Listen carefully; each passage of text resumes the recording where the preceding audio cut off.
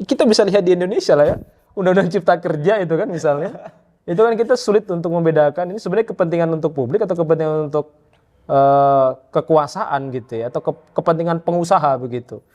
Gimana itu Mas Bintang?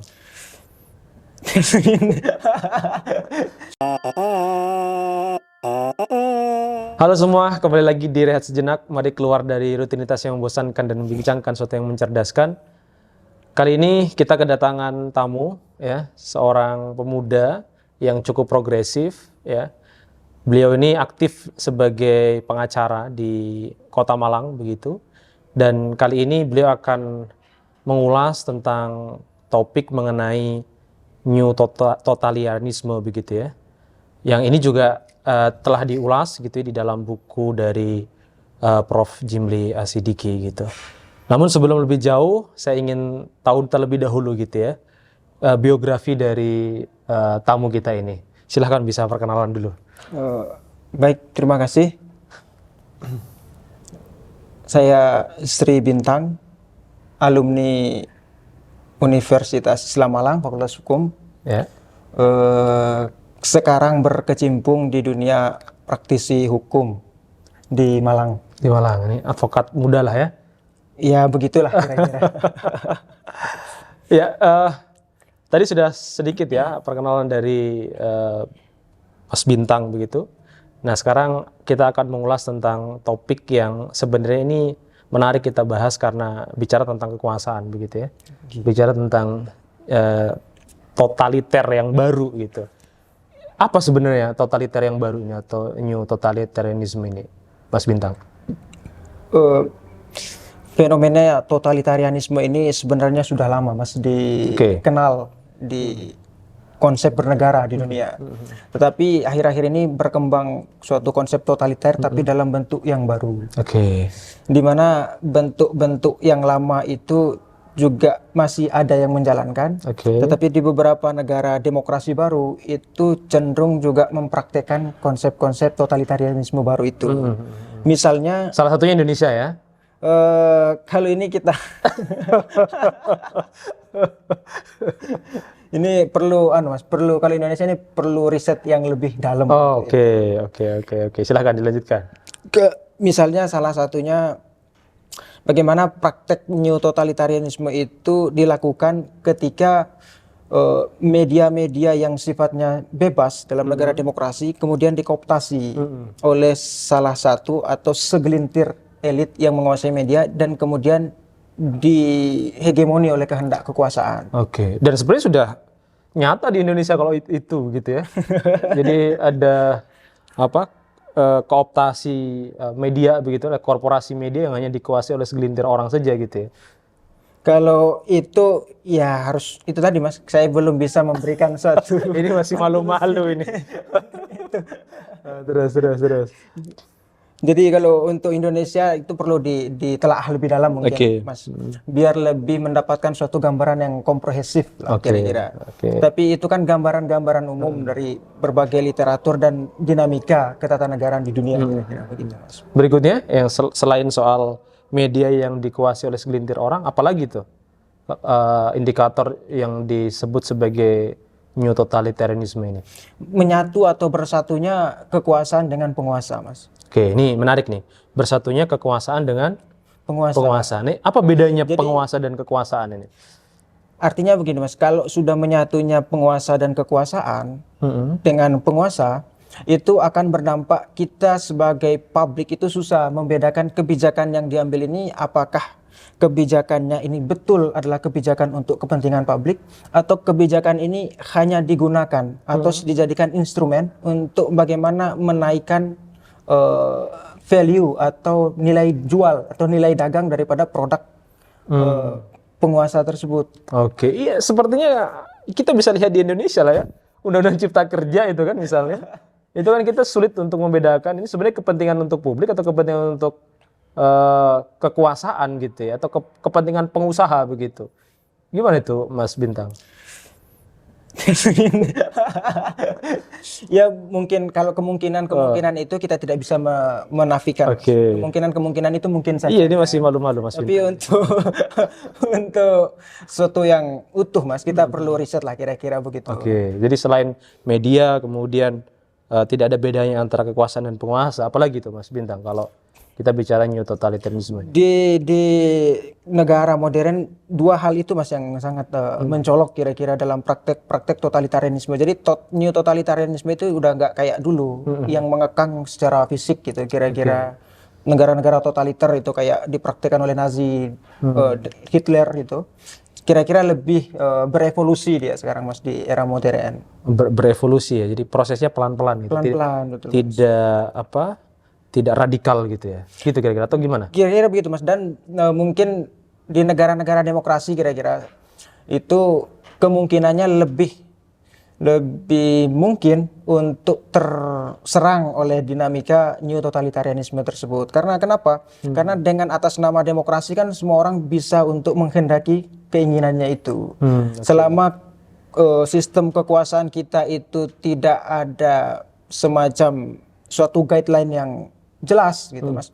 Selama itu maka kekuasaan akan menghegemonis lini kekuasaan yang lain. Oke. Termasuk ruang-ruang publik itu bisa saja yang kita dapat dari ruang publik itu bukan lagi hal yang sesungguhnya, tetapi sudah by request lah kira-kira. Sudah terhegemoni begitu. Terhegemoni kira-kira. Oke. Ini sebenarnya menarik Mas Bintang ya, karena ada dua hal gitu yang sebenarnya saling bertentangan. Kita bicara demokrasi itu kan bicara tentang kebebasan, ya kan? Bicara tentang bagaimana rakyat itu berkuasa. Simpelnya kan begitu sebenarnya. Sedangkan di sini ada new totalitarianisme gitu.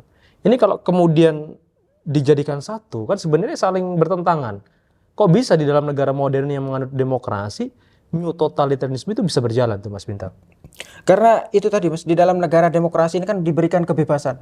Diberikan orang untuk berpendapat, bertindak dan berkreasi sesuka hatinya. Nah, banyak keran-keran tertentu memanfaatkan celah demokrasi itu untuk memasukkan paham-paham tentang totalitarianisme tersebut Mas, sehingga dapat berlaku di suatu negara melalui apa? Melalui perebutan kekuasaan yang diperebutkan secara terbuka dalam negara demokrasi. Misalnya melalui pemilu begitu. Melalui pemilu, melalui elektoral tersebut. Berarti kalau kita kontekstualkan di Indonesia lah, pemilu kemarin itu potensi melahirkan new totalitarisme baru enggak? Atau sebenarnya tidak sama sekali gitu?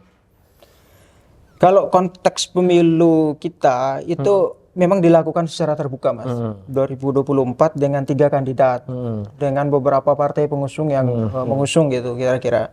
Tetapi kalau itu melihat apakah dia akan menjadi totalitarianisme, kita melihat ke depan Mas. Oke, jadi masih belum bisa terprediksi gitu ya? Karena kan belum dilantik juga. Oke. Masih baru terpilih. Berarti saya tarik sekarang ke era sebelumnya atau era yang sekarang berjalan nih kan? Kan sudah ada pemilihan presiden sebelumnya 2 kali itu Presiden Jokowi begitu. Itu sudah mengemban amanah sebagai presiden.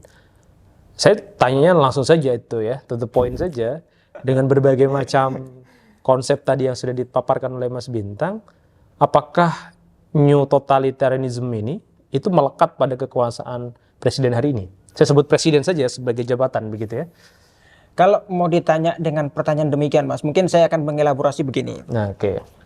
Sebenarnya di negara dengan sistem presidensialisme itu kan dibagi kekuasaan menjadi 3 Mas. Ada eksekutif, legislatif, yudikatif. Nah, legislatif ini harus memberikan kontrol yang kuat kepada eksekutif. Namun yang kita lihat hari-hari ini, apakah kontrol itu sudah diberikan secara maksimal? Sudah belum? Kalau kita lihat yang memberikan kontrol secara maksimal mungkin kebanyakan masyarakat sipil.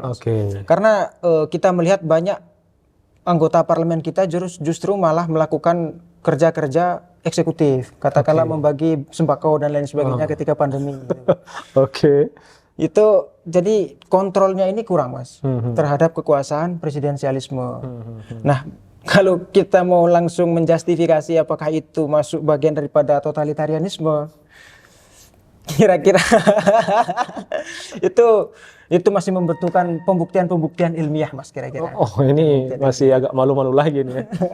Tadi sudah disampaikan sebenarnya secara tidak langsung bahwa sistem presidensial yang sekarang berjalan di Indonesia itu kan menempatkan presiden itu punya kekuasaan yang lumayan besar gitu ya. Strong presidensialism. Ya, jadi punya kekuasaan yang atau kewenangan yang begitu besar yang potensial kalau itu tidak dibatasi atau tidak dikontrol akan melahirkan totaliter sebenarnya, kan begitu. Mungkin mengarah ke sana. Mengarah ke sana. Tapi apakah sudah totaliter? Mas Bintang masih malu-malu itu menjawab. Ya, ini bicara new totalitarisme memang ini bukan hal yang baru sebenarnya. Beberapa tahun belakangan kan juga jadi diskusi yang menarik gitu ya, membaca bagaimana rezim itu bekerja gitu ya. Terutama kita kontekstualkan di Indonesia karena mau tidak mau kan kita hidup di Indonesia. Dan kita punya tanggung jawab sebagai Mas Bintang untuk memastikan bahwa presiden kita yang saat ini dan juga yang nanti akan dilantik gitu kan, itu tidak menerapkan prinsip-prinsip totalitarisme baru ini gitu. Karena kalau itu dilakukan pasti yang dirugikan kan ya publik kan sebenarnya. Betul. Yang dirugikan adalah masyarakat itu. Nah, bagaimana sebenarnya Mas Bintang, ini pertanyaan pamungkas sebenarnya. Bagaimana kita bisa kemudian mencegah paling tidak gitu ya, agar totalitarisme baru gitu ya di presiden yang akan datang ini tidak terjadi gitu ya. Apa yang harus dilakukan begitu Mas Bintang? Dengan sistem pemerintahan yang kita anut hari ini, Mas, konsep demokrasi yang kita agung-agungkan kira-kira, meskipun banyak celah untuk dikritisi lah kira-kira. Tapi menurut saya penguatan pengawasan terhadap kekuasaan eksekutif itu perlu, sehingga tidak terjadinya eksekutif heavy. Jadi kekuasaan parlemen atau kekuasaan legislatif itu perlu menjadi penyeimbang atau check and balances di kekuasaan eksekutif. Jadi dia betul-betul harus memantau dan memaksimalkan hak prerogatif yang dimiliki oleh parlemen itu. Hak interpelasi, hak angket dan menyatakan pendapat itu harus digunakan kira-kira. Masa dalam satu periode pemerintah itu tidak pernah offside, katakanlah demikian. Masa dalam 5 tahun kepemimpinan itu pemerintah selalu di dalam koridornya yang sesuai. Kemudian menurut saya yang berikut itu perlu ada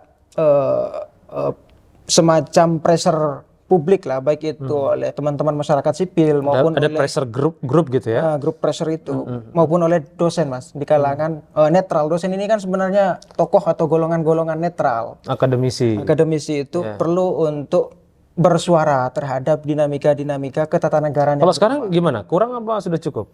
Kalau sekarang beberapa gerakan-gerakan dosen menurut saya cukup baik, Mas, dan saya mengapresiasi lah kira-kira sampai yang demo bahkan bukan mahasiswa gitu kan, tapi guru besar dengan bermacam-macam jenis yang disuarakan. Meskipun ada banyak suara sumbang ya di situ ya. Tapi kita melihat secara universal kira-kira bagus untuk menjadi penyeimbang kekuasaan itu, karena kalau semuanya itu berkoalisi dengan parlemen maka siapa yang akan menjadi political representasi daripada rakyat, Mas? Dewan itu kan secara ketatanegaraan itu political representasi daripada rakyat yang ada di pemerintahan. Nah, kalau dewan itu sudah sekata dengan pemerintah, maka bagaimana masyarakat ini menyalurkan aspirasinya atau lewat siapa masyarakat ini menyalurkan aspirasinya? Akhirnya turun jalan. Turun jalan ini mungkin alternatif terakhir, Mas, ketika sudah tidak bisa menyampaikan kepada parlemen gitu ya. Iya, sudah muak kira-kira. Oke. Ini ada yang menarik sebenarnya karena ya ini Mas Bintangnya malu-malu ini. Jarang saya melihat Mas Bintang malu-malu, biasanya to the point itu kan. Ini menarik ya kan, beberapa hal. Sekarang kan kita tahu lah kondisi politik di Indonesia ini kan sedang dinamis begitu ya. Pasca pemilu, partai politik sekarang kan sedang berupaya untuk mencari simpati gitu ya, terutama kepada presiden ya, saya kira. Kaitannya dengan apa ya? Penempatan menteri-menterinya gitu kan. Termasuk juga calon presiden terpilih begitu. Ini kan sudah istilahnya ingin membangun koalisi besar tuh Mas Bintang ya. Kan beberapa partai politik sekarang sedang dirayu untuk gabung di dalam koalisi calon presiden terpilih ini begitu ya, yang nanti akan dilantik. Nah, apakah koalisi yang besar ini bisa menjadi tanda gitu ya, atau bisa menunjukkan kepada kita bahwa bibit-bibit totalitarisme itu sudah mulai ada gitu di rezim yang akan datang gitu Mas Bintang? Kalau itu Mas bisa dilihat dalam beberapa perspektif ya. Pertama, dalam konsep ketatanegaraan ideal, memang partai politik itu sejatinya tidak beroposisi terhadap kekuasaan. Karena dalam konsep ketatanegaraan kan sudah membagi itu Mas. Yang beroposisi terhadap eksekutif kan legislatif, ya kan? Tinggal legislatif ini bisa nggak memerankan perannya secara maksimal. Katakanlah dari partai A gitu kan, terus menterinya di partai A dan bermasalah. Mampu nggak atau sanggup nggak parlemen ini mengkritisi kebijakan yang dilakukan oleh menteri yang satu partai konotasinya gitu. Ketika ini sanggup mungkin ya tidak masalah ketika itu semua berkoalisi terhadap pemerintahan, karena itu kan konsep ideal daripada konsep presidensialisme. Tapi kalau di sisi yang kedua, di sisi yang lain, seandainya itu tidak maksimal, maka mungkin perlu yang mengemandani oposisi atau sebagai pengkritik terhadap jalannya pemerintahan mungkin perlu dikomandani oleh partai politik. Bahkan saya harapannya kemarin dari 3 kontestasi yang maju, partai-partai pendukung yang kalah ini mungkin cukup ideal ketika dia tidak masuk Mas. Kenapa? Karena dia membawa gerbong yang besar dengan jargon yang besar pula, katakanlah perubahan gitu kan. Yang aneh ketika masuk gitu kan. Nah, bagaimana dengan masyarakat yang memilih kandidat dengan jargon tersebut, kemudian partainya malah masuk ke dalam pemerintahan, ikut berkoalisi. Maka siapa yang menjaga gerbong ini Mas kira-kira? Iya, tapi masih belum menjawab pertanyaan saya itu ya. Apakah rezim ke depan ini sudah ada tanda-tanda new totalitarisme nggak Mas Bintang? Kalau tanda-tanda itu Mas, itu kan kemungkinan Mas. Dalam dunia ketatanegaraan, kemungkinan itu tidak bisa kita kesampingkan Mas. Itu mungkin saja. Berarti sudah ada ya dengan 2 indikator yang awal tadi Mas Bintang sebutkan itu. Cuman untuk mengetahui apakah iya atau tidak Mas, kita lihat per pasca pelantikan lah kira-kira bulan Oktober itu. Oke, kita lihat ya apakah koalisinya itu gemuk atau tidak gitu, paling tidak itu ya. Koalisinya gemuk atau tidak, atau berkaitan dengan apakah akan memerankan atau mempraktekkan konsep totalitarianisme dan lain sebagainya, kan itu bisa dilihat setelah memimpin Mas. Kan belum memimpin. Iya, karena kan apa yang disuarakan oleh presiden berikutnya ini kan meneruskan begitu jargonnya kan ya. Meneruskan rezim sebelumnya kan seperti itu kan, beberapa proyek-proyek strategis nasional termasuk beberapa kebijakan itu kan akan terus dilanjutkan begitu. Jadi ya karena Mas Bintangnya agak malu-malu begitu ya untuk mempertegas gitu apakah potensi atau ada tanda-tanda new totalitarisme ya kita nanti lihatlah itu menurut Mas Bintang itu ya. Bagaimana nanti ketika setelah dilantik itu Mas Bintang. Nah, dampak buruk dari new totalitarisme itu sebenarnya apa Mas Bintang? Kalau dampak buruknya itu Mas, berarti kan ketika pemerintahan ini sudah mempraktikkan new totalitarianisme itu Mas, ya dia bisa melakukan apa saja. Termasuk untuk kepentingan keluarga juga ya? Ya masuk sekali itu Mas. Karena kan tidak ada yang menyuarakan atau yang berbeda pendapat dengan itu. Itu bisa saja dilakukan Mas. Cuman kan dengan konsep demokrasi kan kembali lagi tadi itu Mas. Atas nama demokrasi kan semua orang itu berhak untuk memilih dan dipilih. Gitu kan? Semua orang itu berhak untuk mengisi jabatan-jabatan publik gitu. Selama atau tidak selama memiliki Partage ID itu. Kalau terakhir nih Mas Bintang ya, menurut Mas Bintang ya, seberapa penting sih sebenarnya new totalitarisme itu?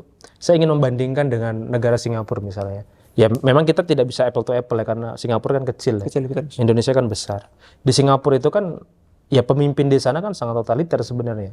Kalau kita bandingkan dengan di Indonesia sangat demokratis itu. Tapi kalau dilihat endingnya, Singapura lebih sejahtera gitu dibandingkan dengan Indonesia kan begitu. Nah, sebenarnya yang lebih penting itu soal ending atau hasil akhirnya, ataukah sarana untuk mencapai itu? Misalnya bicara demokrasi, bicara new totalitarisme, atau yang seperti apa itu Mas Bintang? Kalau untuk mencapai kan konstitusi kita mengamanatkan kesejahteraan sosial Mas bagi seluruh rakyat Indonesia. Kalau boleh saya tambahkan sedikit itu boleh. Diskriminasi kira-kira Mas. Jadi kesejahteraan itu harus diberikan. Berarti harus diamandemen habis ini ya? Kalau mengamandemen itu ya parlemen lah Mas yang punya kewenangan itu. Nggak, maksudnya kita melanjutkan pembahasan itu. Perlu tanpa diskriminasi, Mas. Kalau dibilang hanya keadilan sosial bagi seluruh rakyat Indonesia kan jadi masih terjadi disparitas kira-kira, Mas, di ranah sosial itu. Kalau tujuan untuk mencapai kesejahteraan kayak Singapura kan, jalan kita kan kira-kira founding father kita sudah menetapkan seperti ini, Mas. Ada jalan konstitusi sebagai sebagai pengawal, sebagai penjaga agar pemerintahan ini berjalan dalam koridornya. Iya. Gitu. Kalau pertanyaan saya simpelkan gini, menurut Mas Bintang ya, menurut saya kalau misalnya new totalisme itu diterapkan dan sejahtera, itu sepakat enggak?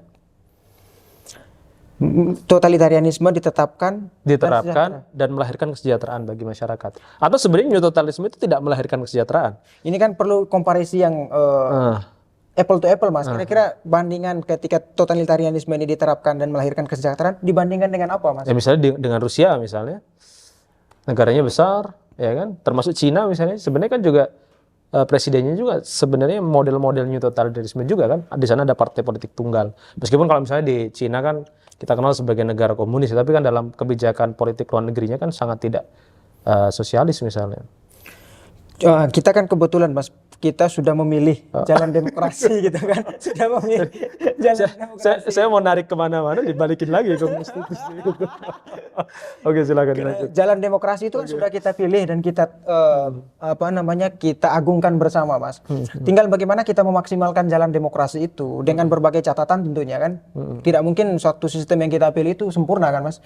Perlu ada catatan, perlu ada kritik, perlu ada masukan dari berbagai elemen, terutama akademisi tadi, Mas. Kalangan kampus itu harus banyak memberikan pertimbangan-pertimbangan akademik gitu. Entah itu nanti akan menjadi perhatian atau tidak menjadi perhatian oleh pemerintah, tapi itu sebagai tanggung jawab akademis lah kira-kira perlu untuk memberikan pandangan-pandangan tersebut. Oke, ya. Terima kasih ya Mas Bintang. Jadi ini menarik karena ini dua hal gitu ya, demokrasi dan new totalitarisme begitu. Harusnya demokrasi tidak melahirkan new totalitarisme begitu ya, karena demokrasi juga harusnya melahirkan penguasa yang demokratis juga gitu kan. Endingnya nanti ya semua kebijakan yang dihasilkan, yang dijalankan semuanya akan kembali kepada masyarakat. Harusnya begitu gitu. Kita memilih melalui pemilu itu kan sebenarnya kita memilih memberikan amanat kepada pemimpin kita untuk menjadi pelayan kita dalam tanda kutip gitu agar dengan kewenangan yang dia miliki lebih mudah untuk mengatur, lebih mudah untuk mempercepat tujuan negara kita gitu. Kira-kira itu sahabat-sahabat Rehat Sejenak dimanapun berada. Sebagai penutup mungkin Mas Bintang ada yang mau disampaikan? Ini kebetulan saya ingat, Mas. Mungkin sebagai evaluasi dari pemilu kemarin, kita perlu bagaimana melihat money politik ini atau politik uang, klientelisme elektoral. Gitu, Mas. Itu bagaimana? Karena ini kan sudah nggak mungkin lah aparat nggak mengetahui kan. Karena sangat terbuka gitu. Bahkan seluruh anggota dewan belak-belakan gitu. Untuk DPR RI sekian budgetnya, ini sekian budgetnya. Nah, apakah dengan konsep seperti ini akan melahirkan suatu demokrasi yang bagus ataukah tidak? Yang substansial itu ya. Tapi di sisi yang lain, Mas, masyarakat kelas menengah ke bawah, mereka itu lebih percaya dan lebih mau memilih satu bungkus nasi yang dikasih hari ini, gitu kan, ketimbang janji politik yang akan terrealisasi 1-5 tahun ke depan. Nah, dengan problem-problem seperti ini, kira-kira bagaimana, gitu kan, dalam memperbaiki konstelasi pemilu kita agar menjadi pemilu yang jujur, adil, bersih, gitu, kira-kira langsung. Oke, siap. Terima kasih banyak, Mas Bintang. Nanti kita akan ngobrol lagi dengan Mas Bintang dengan pembahasan yang lebih mendalam, saya kira, kaitannya dengan new totalitarisme yang nanti kita bisa hubungkan dengan oligarki, gitu ya, karena dua hal itu saya kira sangat terkait begitu. Sangat melekat itu, Mas. Oke, terima kasih banyak. Sampai berjumpa kembali di lain kesempatan. Assalamualaikum warahmatullahi wabarakatuh. Waalaikumsalam warahmatullahi wabarakatuh. Thank you.